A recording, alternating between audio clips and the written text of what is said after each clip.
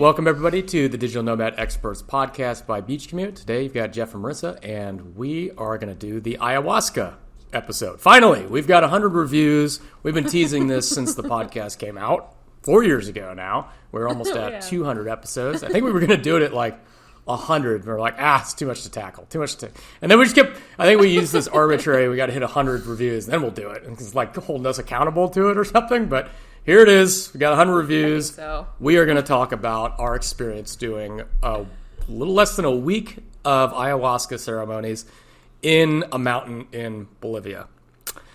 Are you ready for this? Are the people ready for this? Are you asking the audience or me? Marissa. Neither or both. I don't know. Yes. All right. Well, we got to get the homework out of the way. Let's throw out some disclaimers. So ayahuasca. This is going to be a long list of disclaimers. We are not doctors. We cannot tell you to take ayahuasca, and I wouldn't tell you to take ayahuasca. You need to go talk to somebody. You need to talk to a doctor. You need to go talk to somebody probably that's done it, that's close to you, and you need to be in the right setting for it. All of these things, don't just rush out and go do ayahuasca. Do all that stuff. Also, I don't know the legal status of ayahuasca or wherever you're listening. Many places it is illegal. So you have to check all your local laws around ayahuasca, and we do not condone doing any illicit drugs. Okay, does that cover everything? Doctors? Yeah. Okay, Sounds good. So this is not legal advice. This is not doctor advice. This is not health advice. This is us sharing our personal everybody stories. Just fast forwarded through that part. Marissa, what is ayahuasca? Oh, wow. Okay, so if you've never heard of ayahuasca, and I would say most of my friends back home when we did this was a lot of years ago. We first did it was 6 years ago or so now, which is wild. Yeah? Has it been that long? I think it has. I don't know if it's like a little bit more well-known or just people in my world know about it because I talk about things like this, but if you've never heard of it, it's not weird. If you have, maybe you're like kind of curious or don't, maybe you've done it. Who knows? But anyway, ayahuasca is basically a blend of two vines that come from the Amazon. It is brewed down into a liquid that looks like brown sludge. Dirt, is that what you said? But like a liquid dirt. Yes, it's like liquid dirt. It really does taste very earthy. I have a friend who's done it a bunch as well, like me, and she's you kind of get like an aversion to the taste of it, the same way you might with alcohol. Like the first time, you're like, this isn't bad, and then the more you do it, you're like, oh god. Taste brings up a lot. So anyway, that's logistically what it is. It is, two vines, comes from the Amazon, brewed together into this liquid form. It has been used ceremonially and by people in the Amazon. So by Amazon, I mean in South America, in like Brazil, Peru. We did it in Bolivia, but in some local places in like in the Amazon in South America. What does it do is I feel like an important question as well. This is not an official description of it, but I guess the point of drinking ayahuasca, you drink this liquid. It's called a medicine, not a drug, plant medicine. It's like a real thing. And after some time, you start to often have hallucinations. It feels like it's very different than kind of like a mushroom hallucinogenic that's like outside hallucinations. It's almost like if you have your eyes closed, it almost feels like a dream that you're awakened, I guess is the best way I can explain it. And a lot of people do it. A lot of people are very terrified to do it because it brings out not always your worst fears. I've had some semi-fun ones as well, but it's a very hard experience. It's not like a fun drug that people are excited to do. You take it, it's a lot of hours, and it often brings up a lot of really dark things that you've been through, or shadows, or fears, or things you're scared of, or things that you're just trying to work through in your life and get answers and you can't. So people have found a lot of value from it, from like veterans, people with PTSD, people with traumas, depression, anxiety, all sorts of things. So that's sort of the gist of it. It's going to make more sense. If we scared you off, keep listening. I was excited when Jeff and I went in, and we'll talk about our experience leading up and why we chose to do it. But I remember, Jeff, you were like, I'm scared. Like, I don't know what's going to happen. And I was like, this feels like Christmas morning. Like, I can't wait to see like what comes up and what I'm going to move through, because for me, and every time I do it, I still am like, oh man, like it's miserably hard. And we'll talk about that. But people also explain it as 5 years of therapy in one night.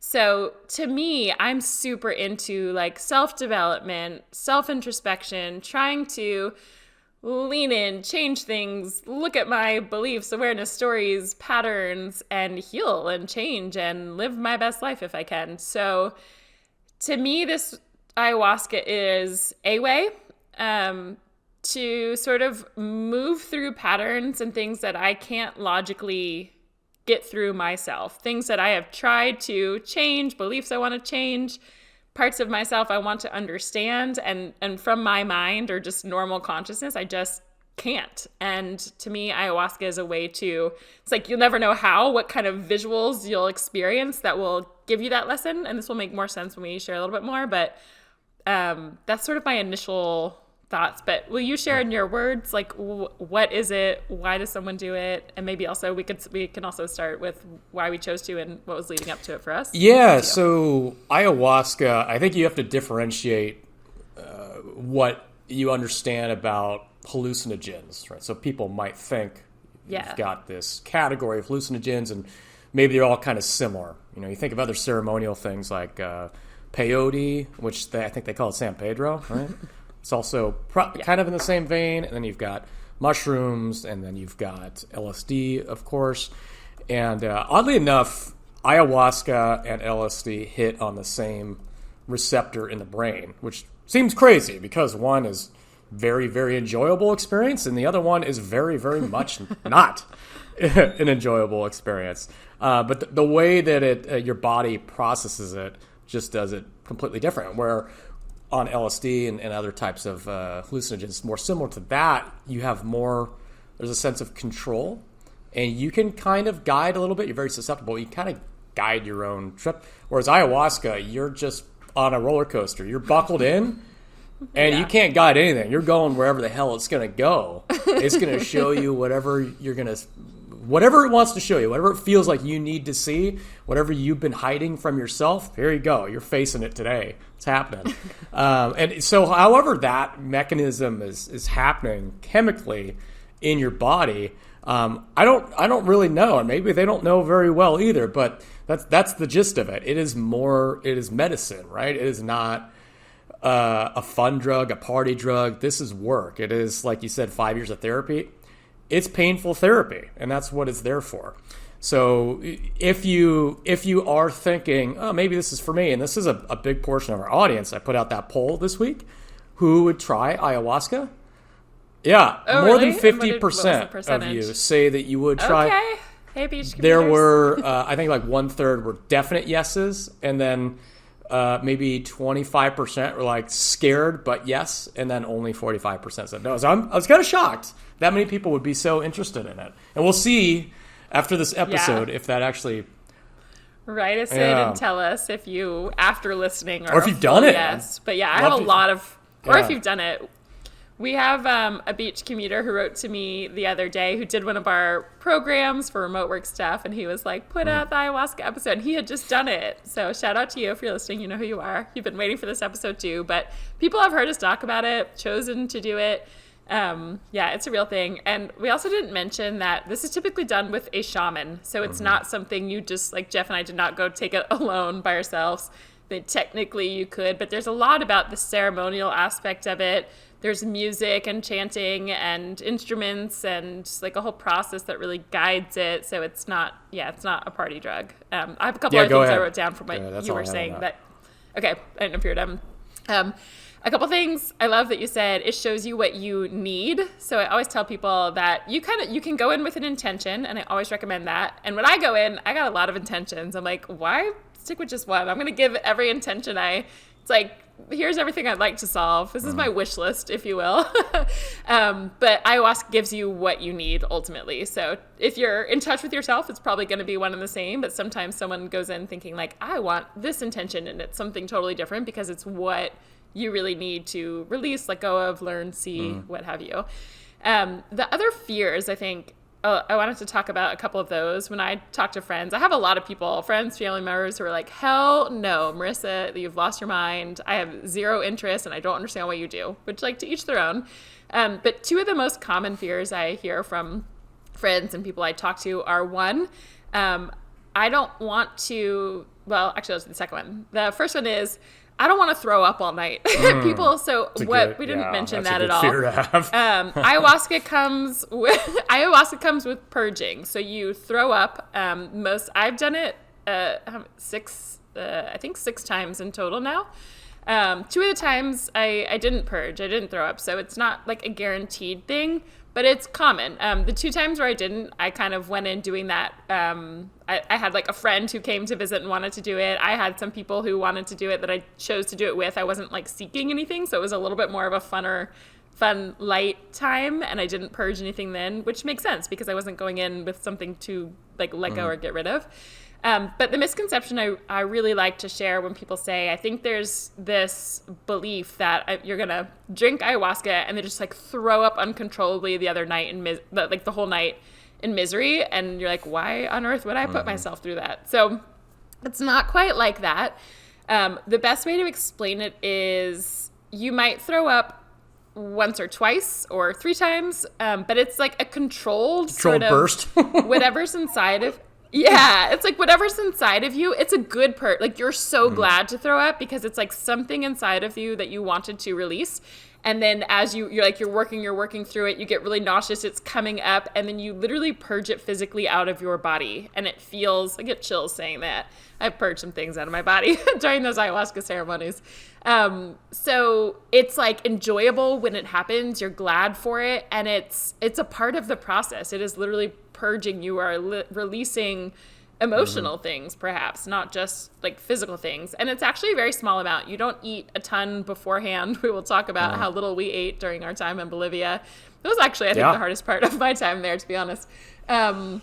But you eat very little, and so when you throw up, and you don't drink like a ton of water, you don't drink during it, so you're throwing up a bit, like it feels like you've thrown up so much. But you remember we took those little buckets and we'd like throw it out to the llamas at the end of the night? Not actually to the llamas, but like out in the field, there's like llamas running around. And it's a very small amount. Like when you come back to and you see, you're like, that's all that was? Like it feels big, you but all week. Anyway. There's got nothing in there. Yeah, there's not much in you. So I just wanted to say it's not that you're like throwing up for hours straight. It's you are visually it's almost just like processing a lot, and then you might purge that thing that you've been holding on to. Maybe it's a trauma, maybe it's abuse, maybe it's guilt or a situation or a past life. I got a lot of those. So you kind of throw those up. So that's the first thing. That's the main reason I hear when people just kind of have this, they've like heard little bits about it but don't really know. And the second part, I feel like this is like some brave people will tell me this, and I think it's probably more common than people let on. As we're talking about, we're like, you see yourself, right? Like you see your truths, you see the things you've done, whatever that looks like. And I've had some people tell me like, I'm scared to see like what's in there. Like, what if I don't like what I see when I see deep down in there, which is a pretty deep, real thing to say. And I really admire people who are honest in that way. But yeah, I just feel like every person is amazing deep down. And if you get through, if you choose to do it and you get through this experience, like what you will see is your own amazingness, your own strength, your own like beauty. Like nobody ever comes through it and thinks that they're worse. Absolutely. And I've done it with a lot of people over a lot of different times, and nobody leaves worse off. It's possible that you don't experience anything if you go in and you're not ready to see anything. I have a friend who took it and nothing happened. Like whole night, nothing happened. So that's possible. I feel like that's the most neutral that someone I've seen has walked away with. So it's neutral to far better, depending how open and willing you are and how much inner work you've already done. But nobody that I've ever encountered has walked away being worse off that next morning. Doing. And I'm not to say nobody has in the whole world. I don't know, but in my experience. I mean, the research that they're doing on psychedelics for PTSD, for depression, anxiety, these are just meant as a tool for you to be able to be put in a place where you can face the things you're afraid of. Right. So they're doing the same thing. People coming back from wars with PTSD, they're using a lot of MDMA treatment where it puts them in a place where they can relive those things instead of shoving it down, which is why it keeps leaking out as PTSD, because they're not able to process it and go through it. It puts them in a place where they actually process it and see it. I mean, same kind of thing with ayahuasca. It's just showing you stuff that you're not facing or you've repressed or whatever. It's buried down, some energy inside you that you haven't released, and it comes out, right? So same kind of concept. It's just, it's not fun. Therapy's not fun. It's not fun, especially when it's really intense. It's not fun, but it feels so good when you're done. And I love what you just said there. I'm remembering all of these things as you say it. But when you say with these experiences, you face what you're afraid of and you see it and you feel it and you go through it. With ayahuasca, it feels like you live through it. Whatever comes up for you, it feels 100% real. And it's different than a dream where you wake up and you're like, whoa, that kind of felt real, but you realize it's a dream. Ayahuasca feels so real when you're in it. And even when you wake up, you remember everything. It feels so real. And how it was explained to us was when you live through the hard thing, whether it's something you've experienced in the past or something you're afraid that might happen in the future, when you live through that worst fear or that worst experience through ayahuasca, you heal it because your brain then says, I can survive it, right? So as an example, I have a friend who did it, and one of her worst fears was traveling, being gone. Her dad is older and not like always doing super well. He's had a couple heart attacks, and so her biggest fear is that he'll have a heart attack while she's traveling and while she's gone and she's away. And during ayahuasca, she had that visual. She literally thought her dad was having a heart attack and dying. Like she almost wanted to go get her phone and call him in the middle of it. And then after living through it, which again was hell while she was in it, but then on the other side, she didn't have that fear anymore. She came to pure acceptance of like, it's going to happen. I'm not saying it's going to stop her father from dying, but she had full acceptance. She had lived through it, knew she could survive it. And that was how it sort of healed her. I totally believe that. We'll get into this in my story as well. But part of the reason why OCD, obsessive compulsive disorder, is an issue is because people tend to have, with OCD, they have some sort of core fear that's not faced and dealt with. You're not exposing yourself to it, so you're avoiding the feeling. So it comes back, and you have to reassure it, and it goes away and goes away. And it's basically just fear avoidance, and it turns into a vicious cycle, which that's exactly how it functions. Basically, you get an anxiety, and you do some compulsion, locking the doors 3 times or whatever. Anxiety momentarily goes away, but you train your brain that is the response that's necessary to make the anxiety go away. So it gets stronger next time. It's like a way to control it. It has to be 4 times. In your mind. It has to be 5 times. And it's just anxiety avoidance, basically. So you're avoiding things that make you uncomfortable, which is why I'm a huge proponent of, this is basically it's extreme exposure therapy. And it's the only way, and that's why I completely disagree with people that don't want to expose themselves to bad ideas. They don't like hearing people say things that make them uncomfortable. It's like, you can't say that, you can't say that. You should face these things 100%, because the only way through your fears is to actually face them and have some sort of exposure to it, because you will establish no resiliency, and your little world will get smaller and smaller and smaller and smaller. So this is just a way to expose you in a really, really big way to the things you're afraid of and make your world bigger, as opposed to shrinking it and the amount of people that you have in it. So yeah, it's really is important work. It's 5 years of therapy and exposure therapy. One night. Yeah, I like thinking about it as exposure therapy. So it's funny, I want to go back to, or did you have something else? Nope. Okay. I want to go back to the beginning. I was just remembering that before you and I ever actually met, Jeff, I don't know if you remember this, we had a mutual friend who is going to be in Bolivia with us, who sent us a message on Slack beforehand. Oh. Do you remember this? I remember. Yeah, now I do. Yeah.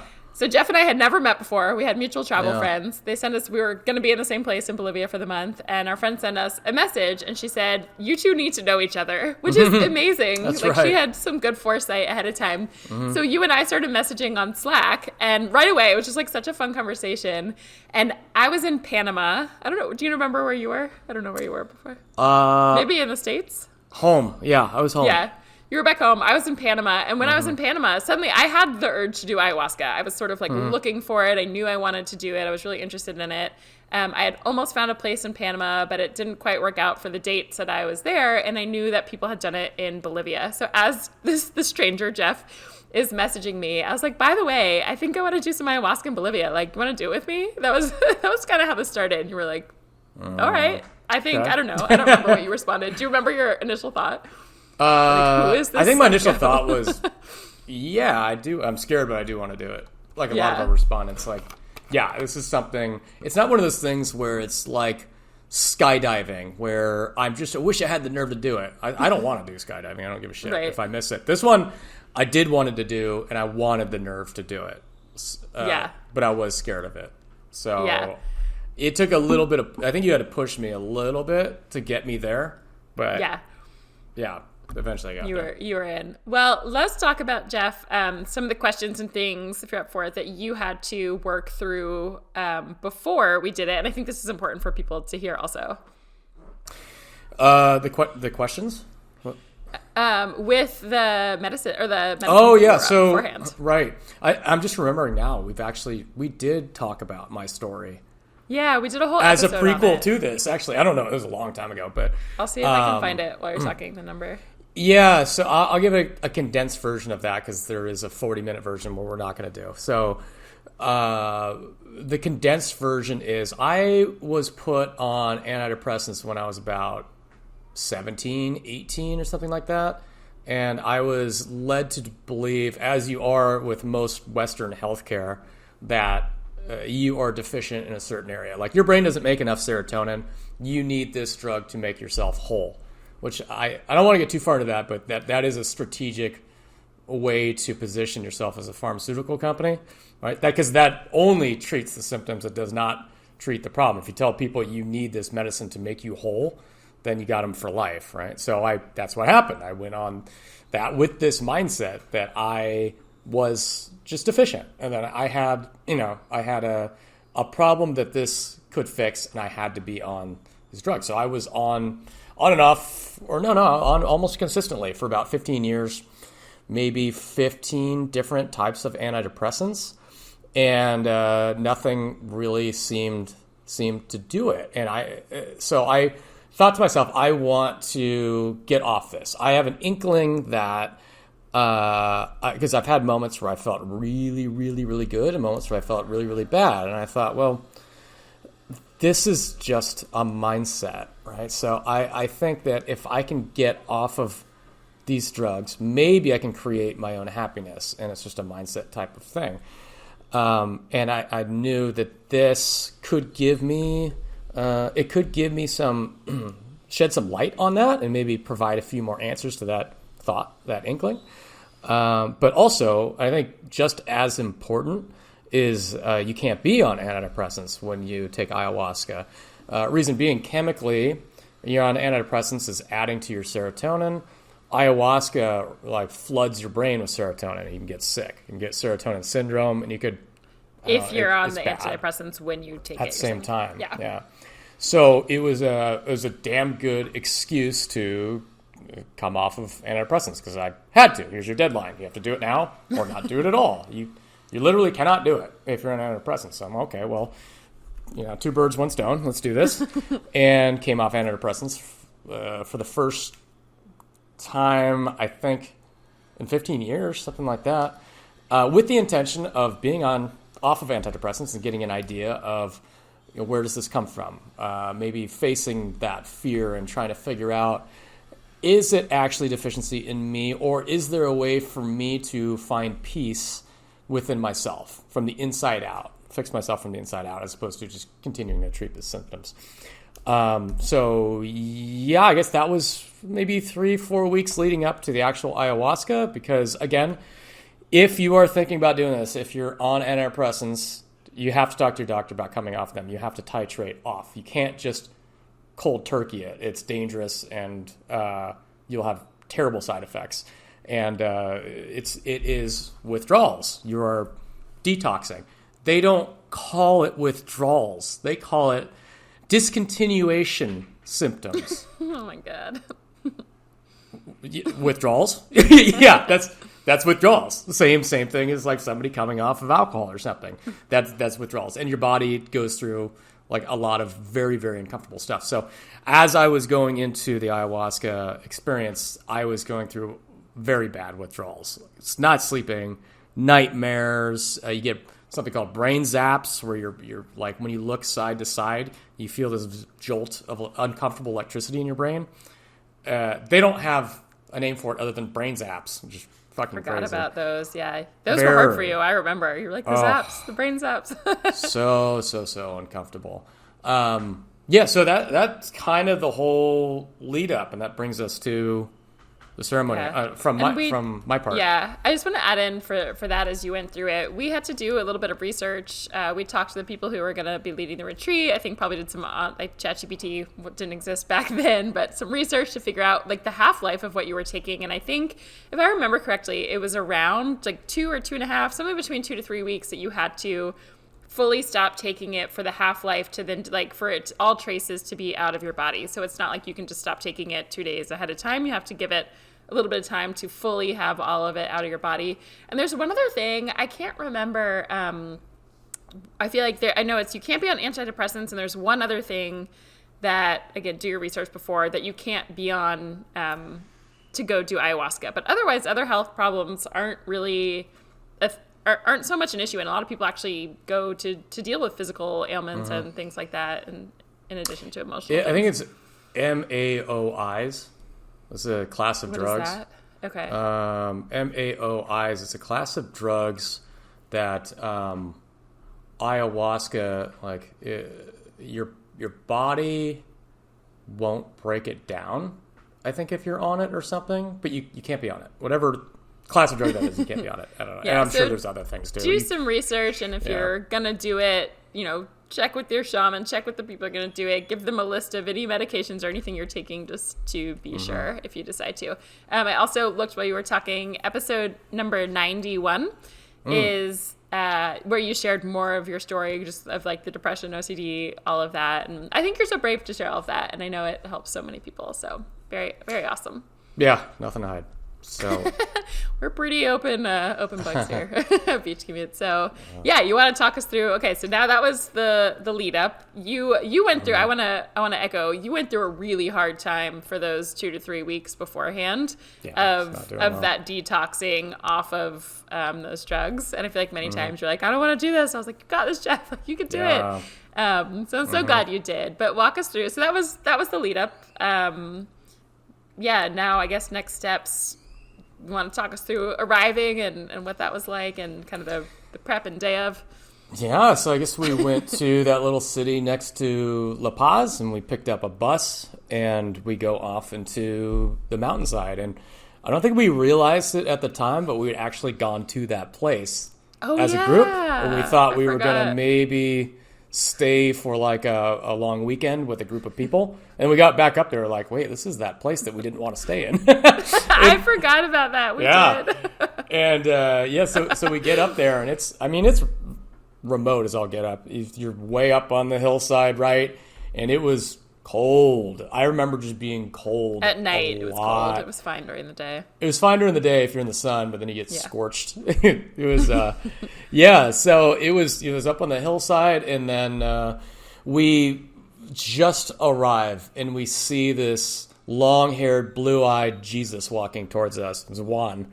And I look at it, I'm like, that's our shaman. That's got to be our shaman. He's like wearing robes. He's got these long flowing hair, the intense blue eyes. And sure enough, it was him. I was like, oh my God. And when you see this guy, I think he was only 27, but Jesus, he felt like he was 100. 900. He had this air about him where he's just wise, and you felt taken care of and safe. It's like, okay, I'm good. He's not gonna do anything that's gonna hurt us. We're gonna be okay with this guy.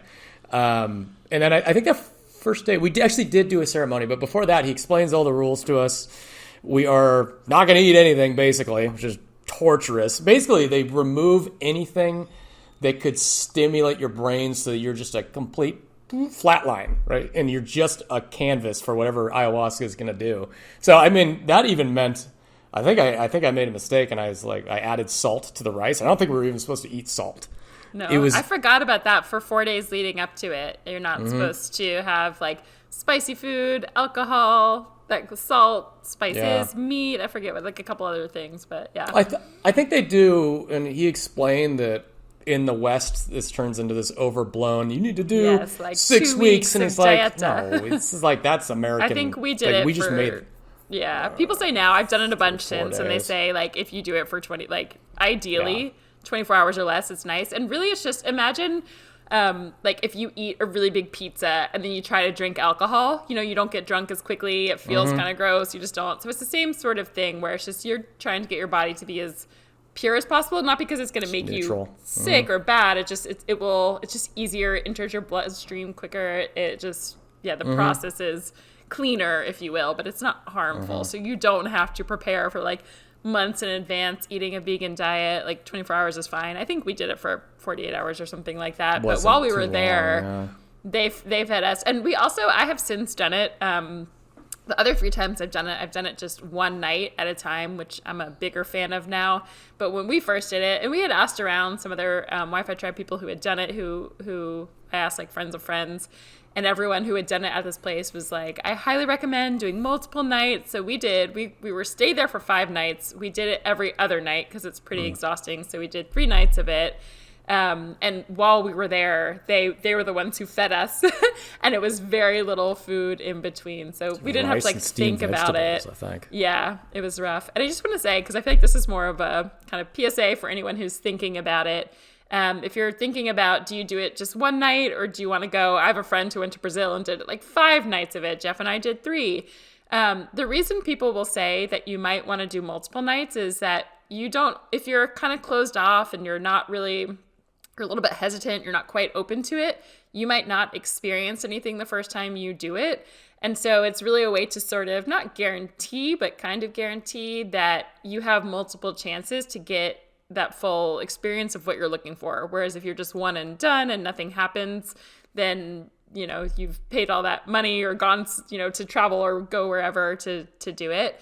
To me, if you feel like you're a pretty open person and you're up for it and you're, up for the journey of it, I think one night of it is plenty to start. I really like doing that now. And I think it was Juan who told us this. Someone said, however, like ayahuasca has a wisdom, right? People also call it like grandmother ayahuasca, mother ayahuasca.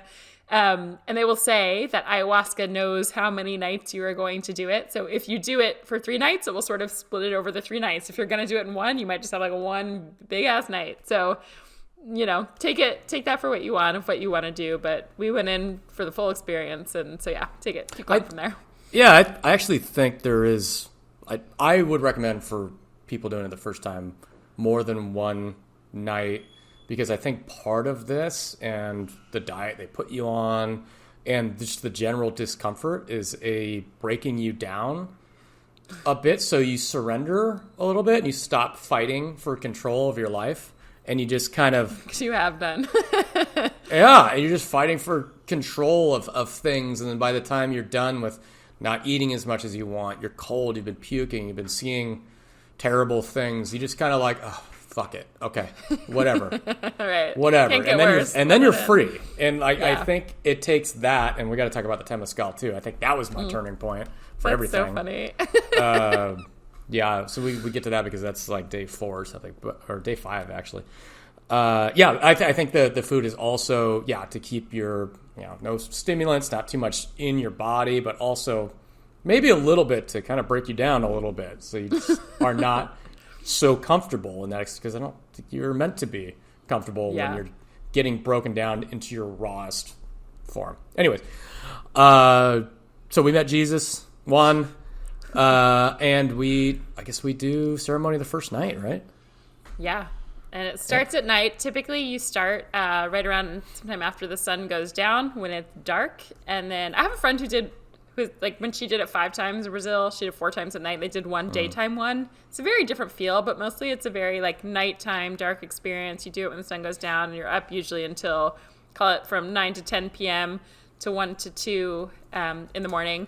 And by the way, if you're not on our email list, we'll usually, I know we're like saying a lot of things. If you want to see pictures, I'm sure we'll send some pictures of where we were and what it looked like, which is fun to see. So go to beachcommute.com/email if you're not already on our list and you want to get some visuals that go along with this. I love those pictures. It was such a cool place. But so we started the first ceremony, and yeah, do you want to jump in? I was going to start the second. Do you remember the second one?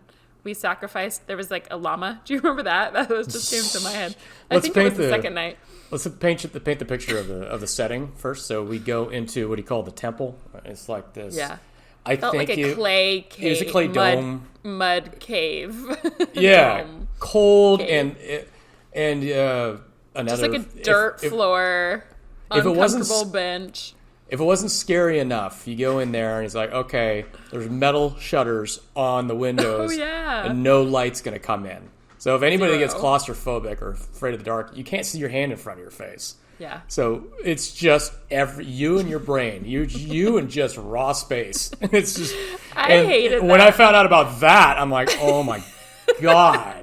And that's not always the case, by the way. Like, I've since done it other This is times. on advanced mode. We did this on hard mode. It was so hard. It was so cold. Every time I've done it since then, they're like, bring pillows, bring blankets, lay down, like, sit up, do what you want. I think my blanket had puke on it from the previous person. My blanket was like hard with holes from fire on it. It was like, so we were on this, imagine, I don't even know how to explain it. It's like a built-in, I'm saying a bench, but it was really just like that clay, dirt, whatever you want to call it, sort of built into a raised part of the ground. Clay And it was pretty, and pretty narrow that went around the whole thing. So you just kind of would like lay down or sit on that. It was so uncomfortable, and it doesn't need to be. I have since done it and been like, every time since then, I bring like sweatshirts, like pillows, blankets. I surround myself. I'm like, I want to be so comfortable because I was so cold. And every other place I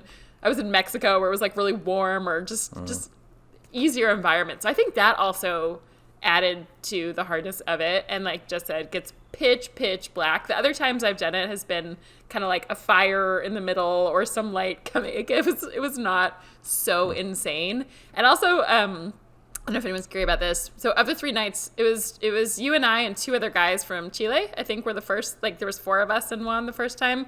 I think for the first 2 nights that we did it. And then the last time, I think there was like 9 of us or something. But typically, it depends on the shaman and the shaman's experience and how many people he can hold.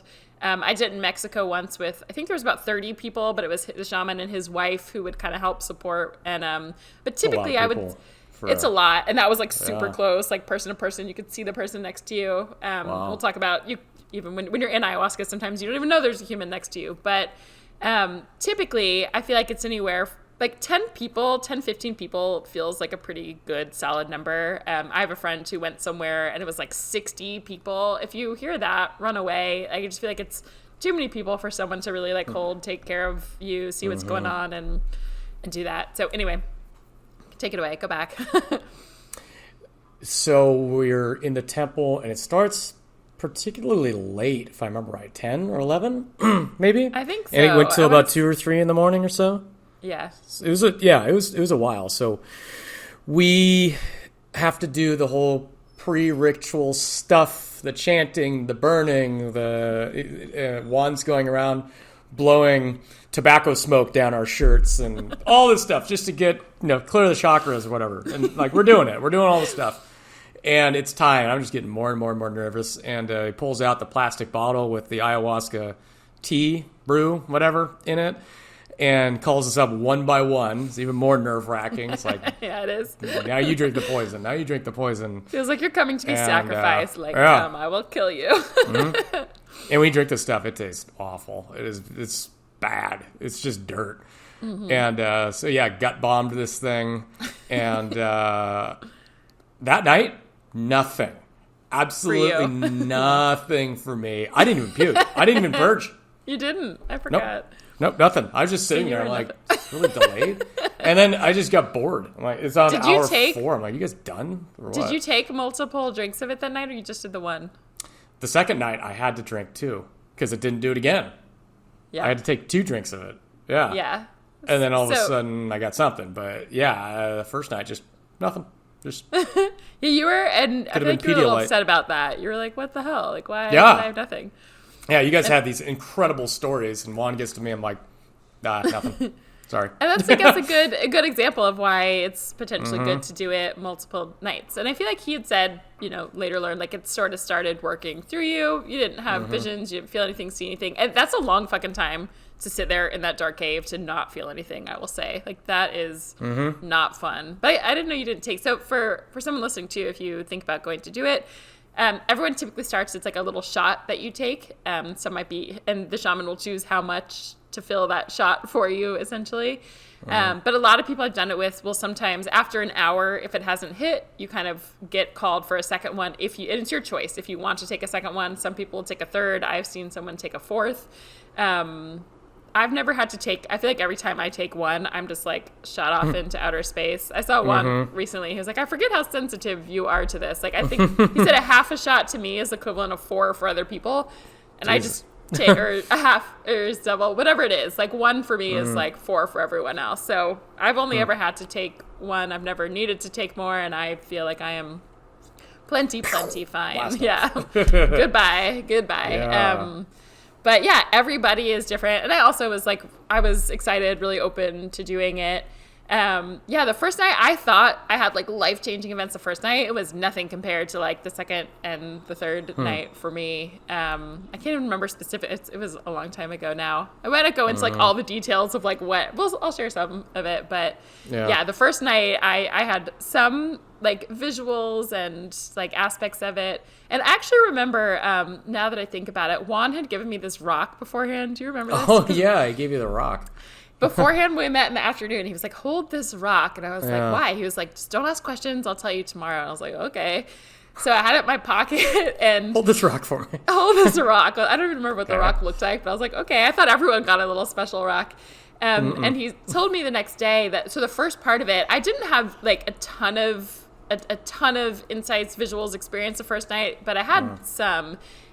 It took a while to get there, and he told me the next day. So I'm a very spiritually open person, sort of like psychic medium type person. And he said I had to have the rock to sort of like block it the first time, because if I was going to do 3 nights of it like this, as sensitive as I am and open as I am, he was like, it would be too much for you. Like, you need to ease into it. So the rock was like a protection for me. I think it fell out of my pocket when I finally like laid down, and then I started like having some of those visuals. At one point I thought I had this like necklace on. I felt like, I remember I was like, it felt like it was choking me. I was like in the stone, and it was something that I'd had from like a past relationship. So that will give you some insights into what I was doing there.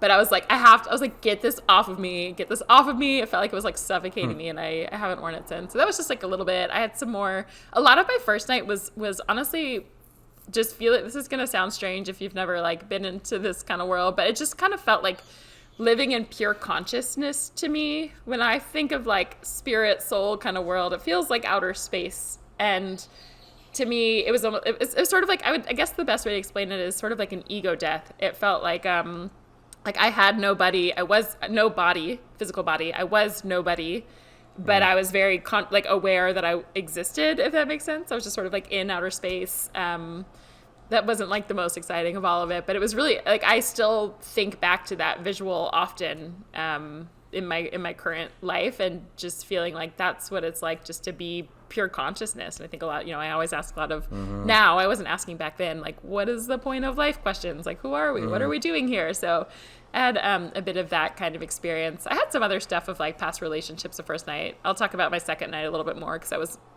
the biggest stuff for me. But yeah, I remember you and I went back like to the room afterwards, and you were like, I got nothing. And I was like, oh man, you're like, more will come. But I know that's like disappointing to start. You walked out of there like a baby deer. I was like, whoa. He called it the Jaguar walk. Remember that? I don't. Why? When you leave, some like the afterglow of it. He says like you're kind of walking in serenity or something. And it's like, he says it's the Jaguar walk. I remember it sounded cool as fuck. I don't know exactly what it was, but yeah. So that was the first night. Again, not the most eventful, but and I did throw up the first night. I don't even remember what I was purging. I threw up every night that time I did it. It was a while ago now. I can't remember. I remember the second day very much. But yeah, that was the first one. Then we had a whole day of, he gave us some weird beverages to drink. We ate, I think it was like probably 400 calories of just like a tiny bit of rice for 3 meals. And then steamed veggies and rice. Yeah. And then we did it again the second day. And it gets hard. This is why I really like the one and done method personally now, having done it. It's like you just go in, get it all out. Like it was a long process. It was tiring. And then like wait, like not eating. When you do it, you eat breakfast and then you don't really eat lunch or dinner. And it's just like you're hungry, you're tired, it's cold, it's dark. You're waiting to be called back into this dark, cold cave. Like that was hard and miserable. Yeah, it was. So we go to the second day. That's when something finally happens because I go in and take the shot. Did we sacrifice the llama that day? We did. It was. I think it was some special day of like an equinox. Yeah. It was some strange equinox, and he's like, "Oh, guess what? It's equinox, and yada yada. We're gonna do this whole thing," and we ended up throwing items in there. Do you remember that? We each selected an item that represented something, and we'd throw it and sacrifice it into the fire for some reason. I vaguely remember it was that. A long ceremony. It was like an hour and a half of to add on before we even started the ayahuasca. We need to clarify that we didn't sacrifice a live llama. I just completely forgot. We did not sacrifice a live llama. All right, so llamas? Llama? How do you say plural? Llamas fetuses. Llamas feta. Oh boy.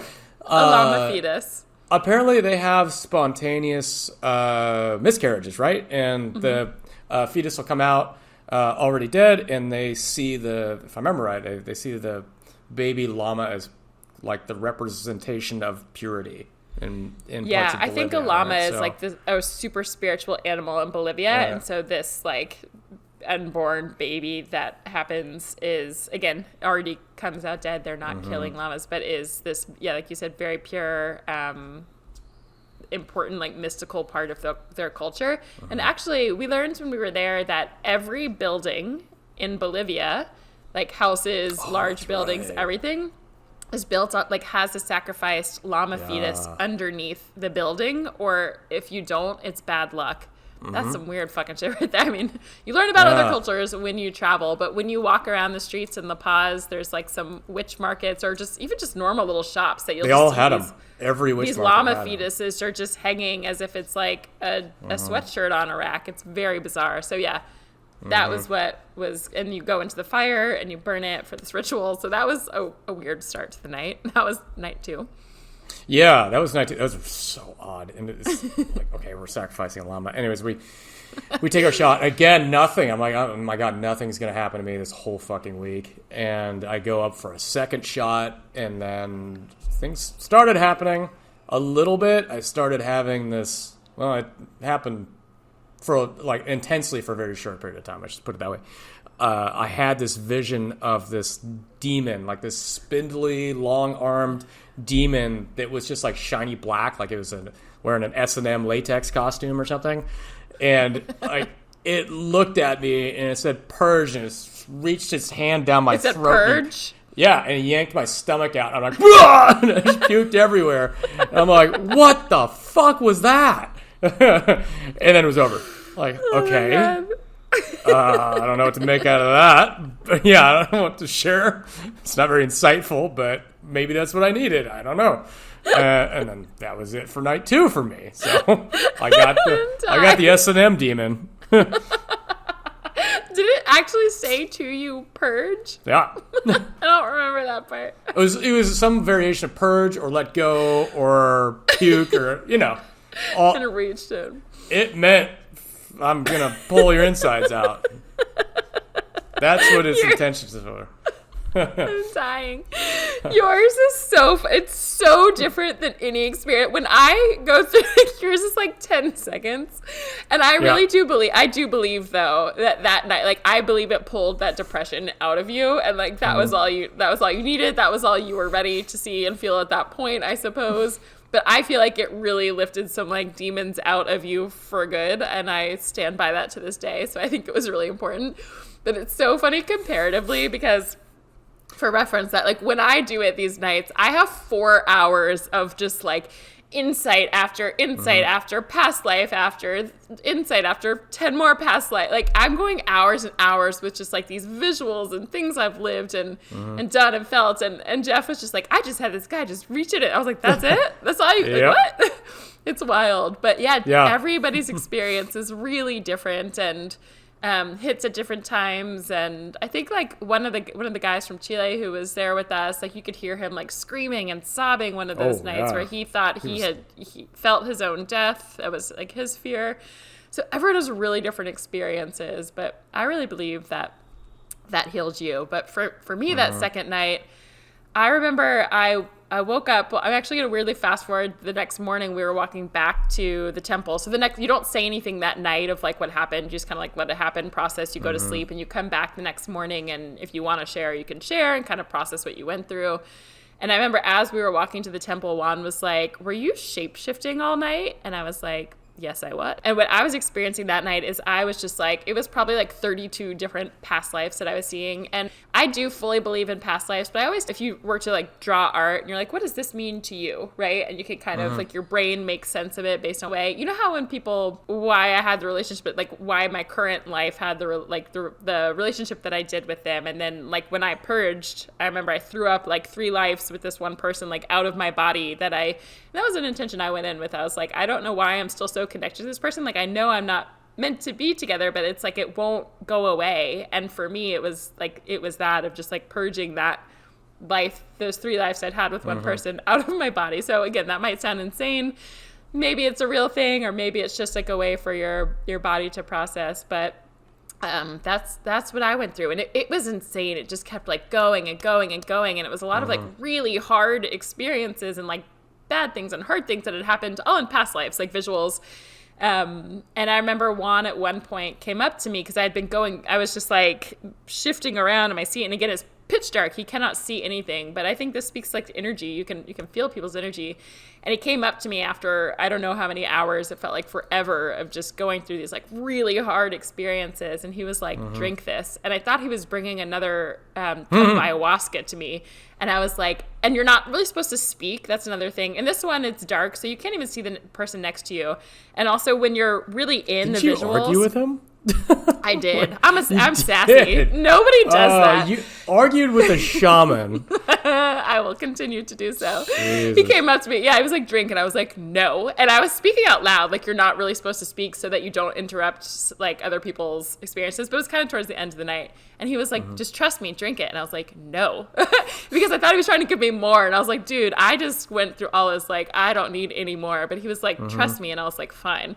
So I take a sip, like a little swig, and it's moonshine. Yep. And I didn't know that. Snaps you right out of it. Snaps you right out of it, which I needed at the time. So it was, it helped kind of like bring me back. He knew I had been through enough and was just going to like keep going and going and going. And that was good for me. So night 2 was like really intense for me. I feel like this is like the cool thing about ayahuasca. I think a lot of people, you know, if you like drink or when some people do drugs, you don't really, it's like hazy. You don't really remember. You're like, I kind of remember what happened. With ayahuasca, I still like that stuff is imprinted in me. I still think often about those past life visuals, past life experiences that I saw. It still makes sense of my world today, of people who have been in my life, who I dated, or you know. It's wild. So it made a huge difference. And again, I still to this day like use it to make sense of my world and experiences. So it's bizarre, but yeah, that was my second night. That's what I have to say about the second. I was going to ask if one of the things happened, but I think it was the third night for you. Yeah. I guess in between that, probably the most memorable moment for me was the third day. We had that temazcal. Temazcal, for those of you who don't know, it's like again another covered dome where they bring in a whole bunch of hot lava rocks, pour water on it. It creates this steam, kind of like what would you call one of these? Like a sauna. It's like a original like caveman sauna. You sort of like build this igloo looking thing. You cover it, you build it out of sticks. You cover it with blankets. You have these hot rock, like you have a fire inside of it with these stones that heat up, and then you pour water on it. So yeah, it's like a steam sauna that's built out in nature. And I remember when we first go in there, I don't know what to expect. I don't know how long it's going to be. Remember what Juan said? I will never forget what he said. I know exactly. You share. Yeah, he says, okay, we're gonna do this now, and there's one rule. You cannot leave this fucking temescal or temple or whatever he called it. You can't leave. It's like, oh, what? Huh? And That's it's like, not okay, what I well, thought that's... you were going to say. Oh, is it the Oh, what second else did he part? say?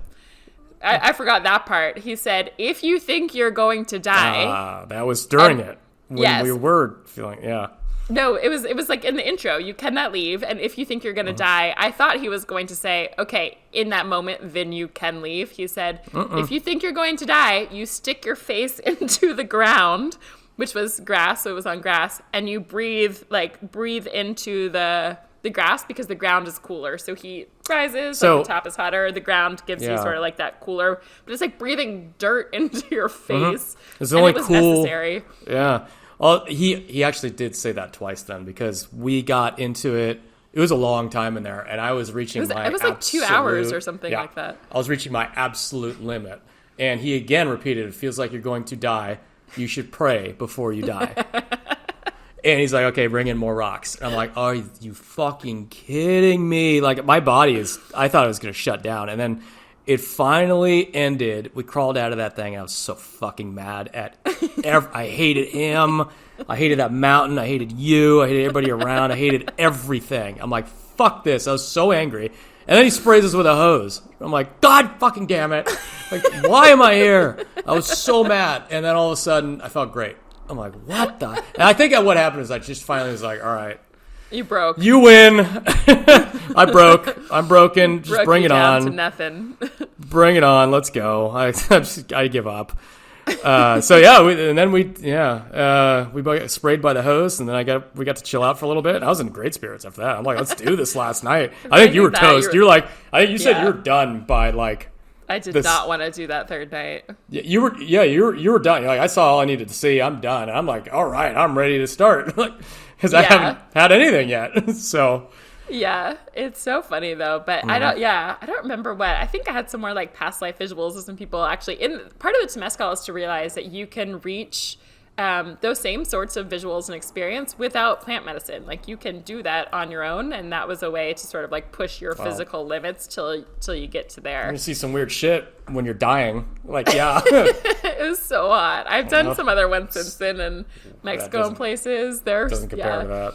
I've done, it's nothing compared to that one. Mine was at that weird witchy moon ceremony in Mexico with like 30 people in there and like uneven ground. You couldn't, it wasn't as long. And also we were so exhausted from already having done 2 nights of ayahuasca, having eaten so little. And I came out of there, I was just like, I'm tired AF. Like I can't, you were broken and angry. I was just like so tired.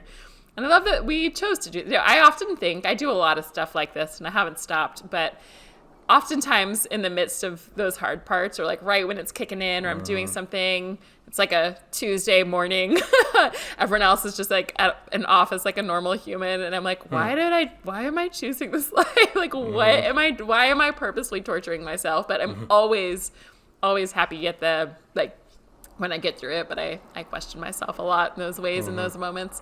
But the funny part, I think this is important.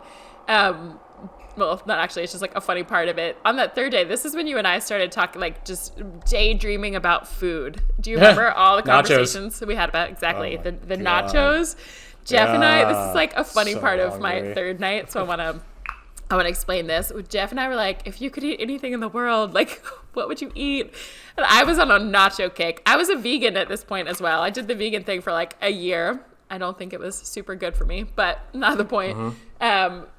After that, I was just like, Jeff, I just want some fucking nachos. That is like, I don't know why I was craving that, but I was, and I knew the exact kind from where I wanted, and we were dreaming. I was like, what would you put on your nachos, Jeff? Like, this is how we're entertaining ourselves, like, until the ceremony, like, until the third night. Like, just when we left, I actually think we did pick up some nacho stuff. Didn't we eat them on the floor in the kitchen? Yes, like we did. We sat on the floor at Diego's house, put a bunch. It was so funny. And since then, I love it. But it was a funny part of my third night. I don't know if you'll remember this part, but I wanted to say, that. So what was your third experience or your third night? I don't remember. That one was wild. Juan was like, the whole time he was in touch with me. Like he telepathically, he's walking by me, and like that was gonna be my night, and it was. So it started hard and fast that night, and all of a sudden he's playing these incantations and these weird instruments.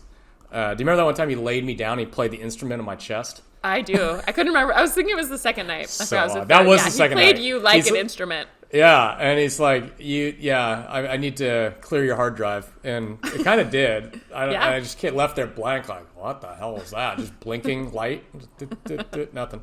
But anyways, the last night, going back to that, it hit hard and fast, and all of a sudden, I was breathing rapidly to the pace of his music. Like, it was pulling me like a magnet. Like, I was a tuning fork. My body was twitching towards the sounds, and like, not convulsing, but my muscles were firing towards the sounds, and I was breathing almost like the Wim Hof breathing, the deep chest breathing. It's like rapidly. I don't know if anybody else noticed it, but I was going through it. And then all of a sudden, like, fireballs emerged out of my hands, these blue fireballs like Mario. And Juan walked by, and I like telepathically, it was like, I'm going to ask him if he can take these from me. And then, like, through his brain, he looked at me and was like, no. And walked away. I'm like, fuck, now I got these fireballs. What am I going to do with these fireballs? And then they disappeared. It's like, okay, fireballs are gone. So funny and so random. And then after that, I turned into this giant mechanical tarantula, and I was like marching around the room, boom, boom, boom, boom, boom. And I was like, whoa, this is cool. And then the tarantula goes away, and I look down at my hands, these giant skeleton arms shoot out underneath my arms, like really long skeleton arms.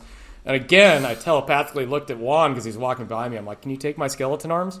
And he's like, no. Again, I had to deal with the skeleton arms. And then he walked away from me again.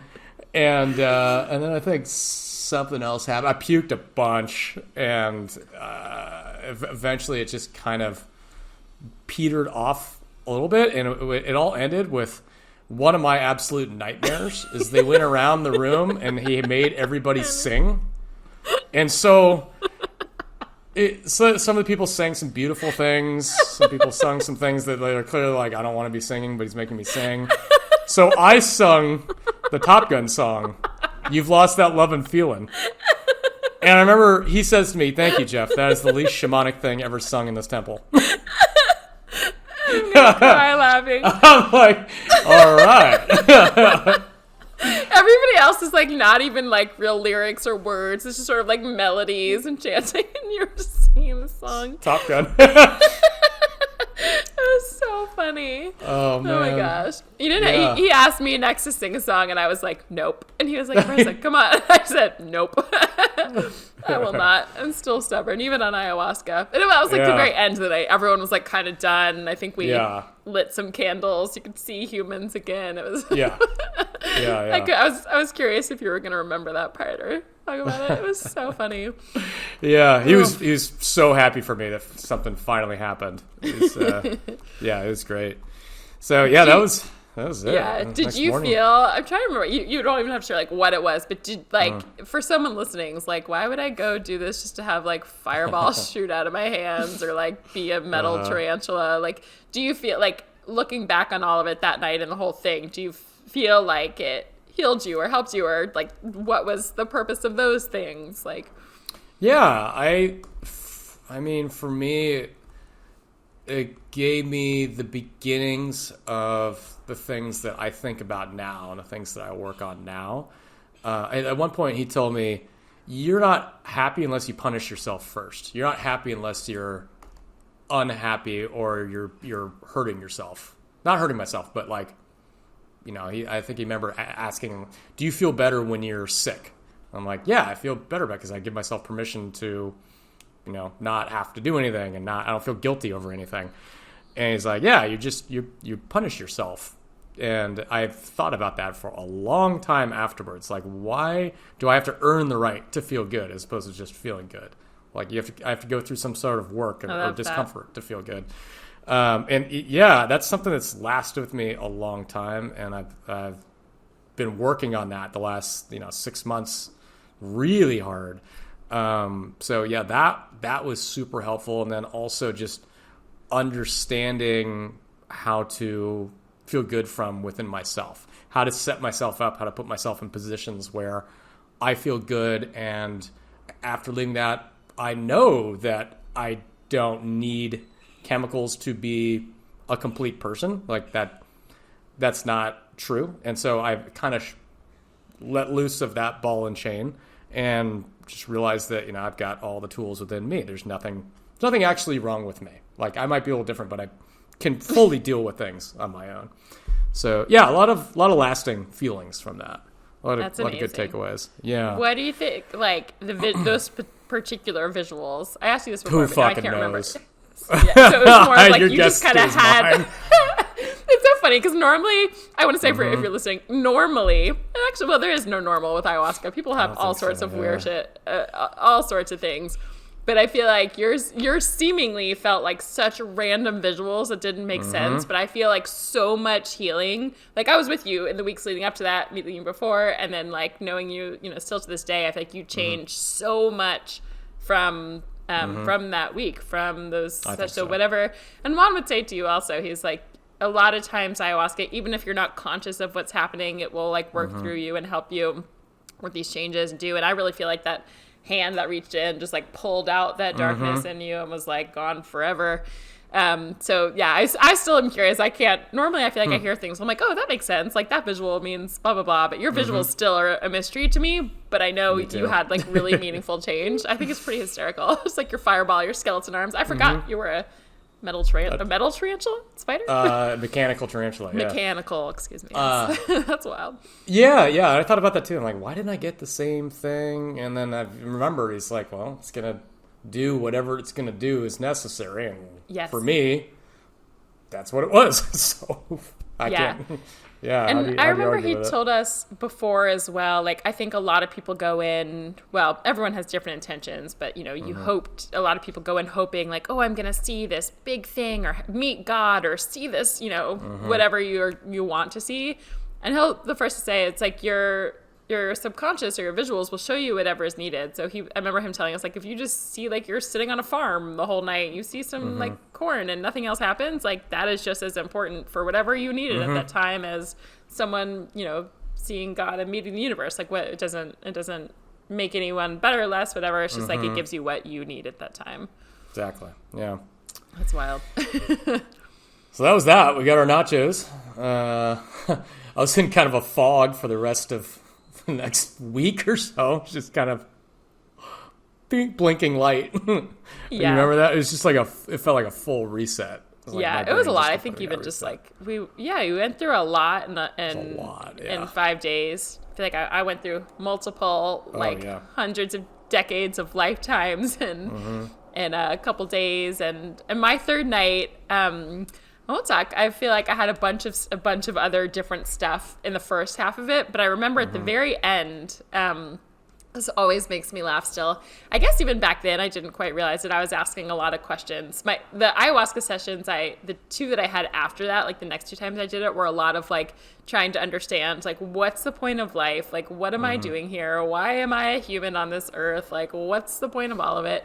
And I feel like the first seed was probably planted in that third night that I did from that first time. And I remember seeing almost like this, how do you call it? Oh, not like a cartoon, but imagine you're seeing, like those flip books that you like go through and it like shows something over time. It looked like it like started at the very beginning of the creation of Earth, and it was showing almost like a time lapse. That's the word I'm looking for. Like a time lapse of like the Earth of like before anything was created and like what it looked like. And it was going through and moving through time. But I was, going into that third one, I was just like, I'm over it. I'm so exhausted. I'm so hungry. I'm so cold. I'm so tired. Like my physical body was just worn down at that point. And I remember, you're supposed to stay sitting up as much as you can because you can like fall asleep if you lay down, or it's more intentional if you're sitting up. So I was sitting up and I was having these visuals of this time lapse of like the Earth's creation and what was happened. And ayahuasca will speak to you. I've since like had, I feel like I understand ayahuasca a lot better, and I've had very, like, I feel like I can almost work with it more in the future times I've done it. Like, you can ask it questions. I like interact with it more. But this was the first time ayahuasca, like, it can speak to you. And it was like, Marissa, if you want to keep seeing the rest of Earth's creation and like learn life's secrets, stay sitting up. And if you're too tired, it's okay. Just lay down.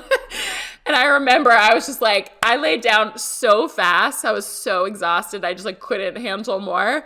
I was like, great, I'm real tired. And I wanted to know in theory. And I remembered when I laid down and I thought to myself, I was like, if I'd just been able to eat nachos, I could know all of life's secrets. That was like my biggest takeaway. It's still, I think about that to this day. It still makes me laugh of like, if my body had just a little more energy, I would know all of life's secrets, Jeff, but I didn't have those nachos. It made me laugh. So I was like out. I just kind of took it easy till everybody else finished that one. I had a bunch of other stuff at the beginning, but I was just so tired. And that was the night I remember I went back and I was so drained. I think you actually like carried me back to the room. Do you remember that? I couldn't walk. I was so tired. I was just like so tired.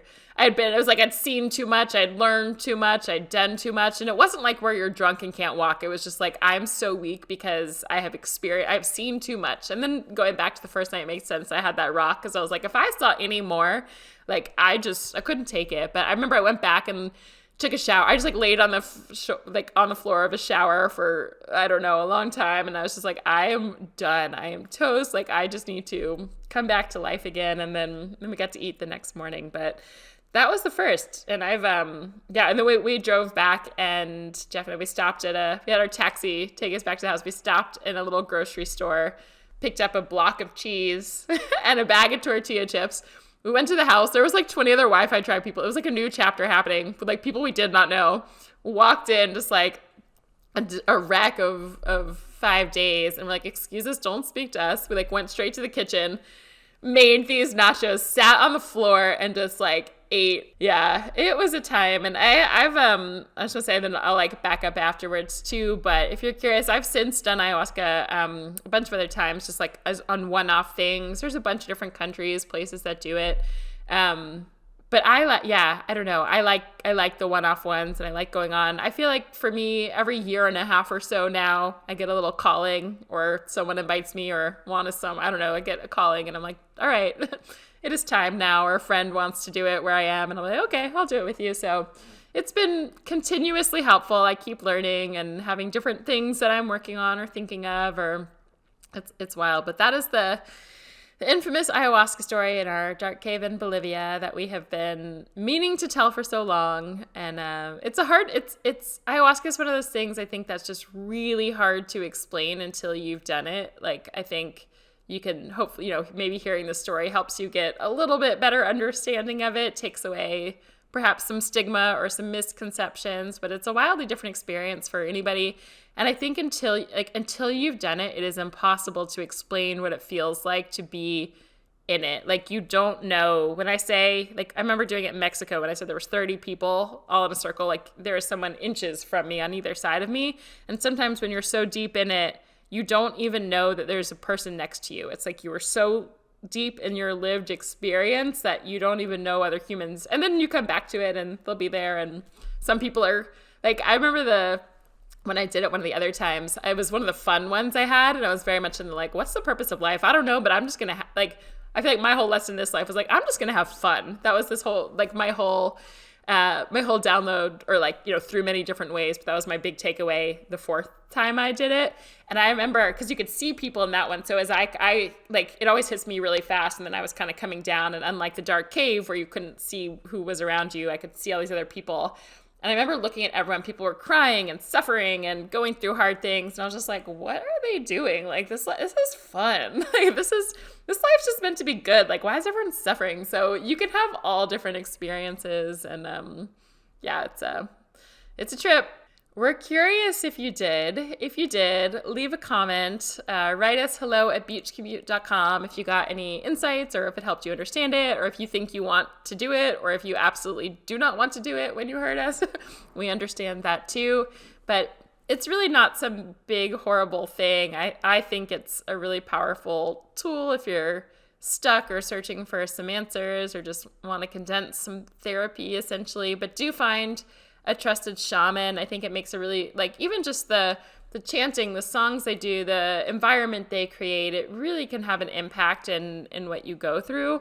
So find a good place, and it doesn't have to be, there's places that are like $10,000 retreats in Mexico and in Costa Rica. Like, you don't need to do that. I did it. There's a place in Mexico and it's like 80, or at least, I don't know, it was a couple of years I went there. It was like $85 for the night. I think ours was like a couple $100. So it doesn't have to be some insane thing, but it's a cool tool. Check your health, do your research. But I also think it's just a cool, this is the Digital Nomad podcast, right? And yes, we talk about remote work and how to get a remote job, but it's also, to me, the people who choose to get remote jobs and go travel and live this kind of lifestyle are often, you're probably seeking or explorer. You're probably into self-development and open to growing and learning. And so I just think, without having remote work and without living this life as a digital nomad, like, when would we ever have flown to Bolivia to do this for 5 days instead of like taking a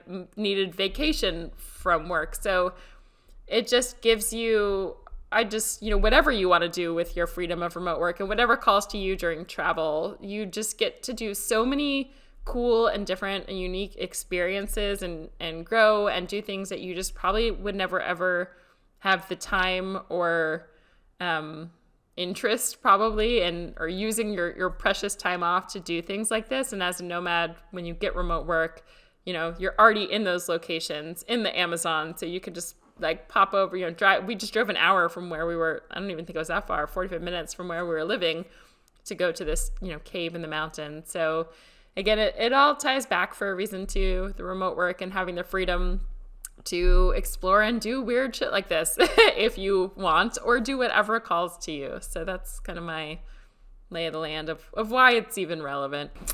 It's good enough for me. All right. We'll call it there. Thanks for listening, everybody. Please do write us in with any questions, thoughts on this. This is a totally different type of episode, so I'm really curious to hear what you have to say. And we will see you again next week.